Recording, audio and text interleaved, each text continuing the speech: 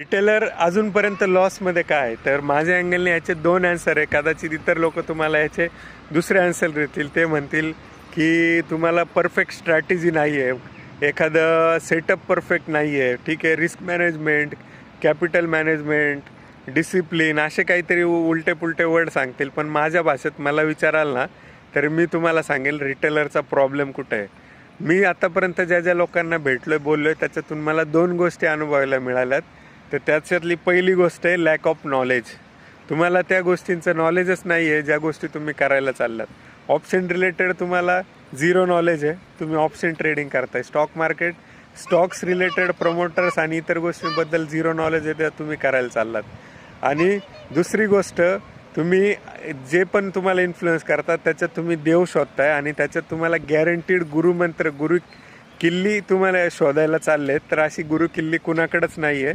हा कन्सिस्टन्सी आणि प्रॉबॅबिलिटीचा गेम आहे. एखाद दुसऱ्या ह्याच्यात चुकणार आहे, एखाद दुसऱ्या ह्याच्यात बरोबर येणार आहे. पण ज्यावेळी चुकताना आपण कमी चुकू, बरोबर येताना जास्त वेळा बरोबर येऊ. आणि ही लाँग रनची चेन आहे. नंबर ऑफ ट्रेड जेवढे कराल त्यातले काही ट्रेड चुकतील, जे चुकतील ते कमी चुकतील आणि जे बरोबर येतील ते जास्त बरोबर येतील.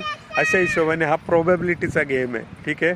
तर ज्यावेळी तुमच्या लक्षात येईल की हा गॅरंटीडचा किंवा एखादा एकदम परफेक्ट सेटअपचा, परफेक्शनचा गेम नाही आहे, हा प्रॉबॅबिलिटीचा गेम आहे, त्यावेळी तुमची जर्नी, प्रॉफिटेबल जर्नी सुरू होईल आणि तुम्ही लोकांमधले देव शोधणं कदाचित बंद कराल, ठीक आहे. तर आय होप या व्हिडिओमधून काही लर्निंग झाली असेल. थँक्यू.